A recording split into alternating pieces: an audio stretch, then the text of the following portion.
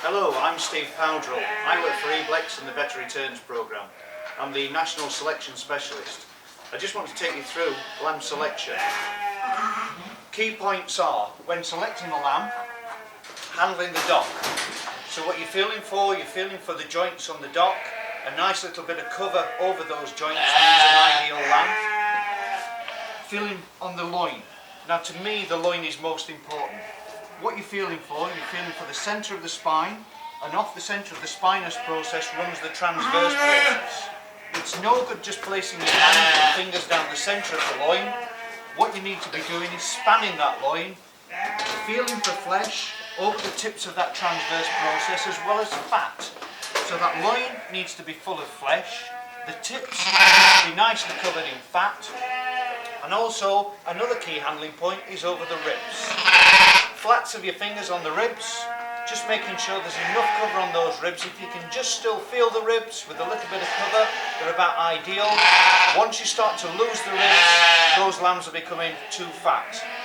Over the shoulders then, for confirmation, flat of your hand on the shoulders, and if there's just a nice covering over the shoulders, it's not too sharp in the middle of the hand, confirmation wise it's fairly spot on.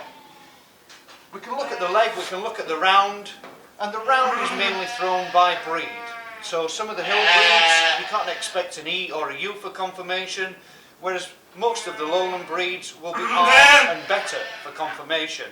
And just really looking how the wool falls to give you an indication, and you can also feel in the knees.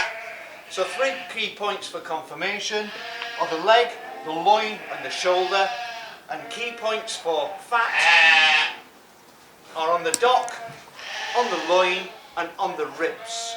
So here we have Richard now handling the lambs, just checking whether or not they're fit and ready to go, handling the dock, handling the loin area, spraying them if they're ready, so putting a little mark in the back. So he'll move now down the crush, down the handling system, just going through those key points, just checking whether or not that lamb's finished. One there obviously not marked, so that lamb's not ready yet, so he'll let that one go shortly.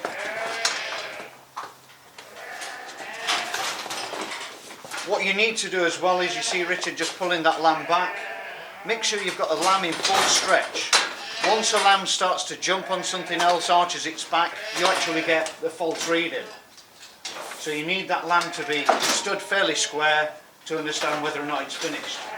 So just moving them now through the scale.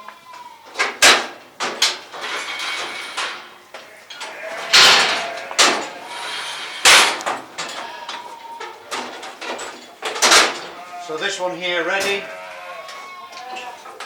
weighing in at 36 kilos.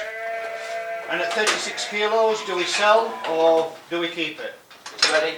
So that lamb's ready, it needs to go. 40 kilos, fit to go.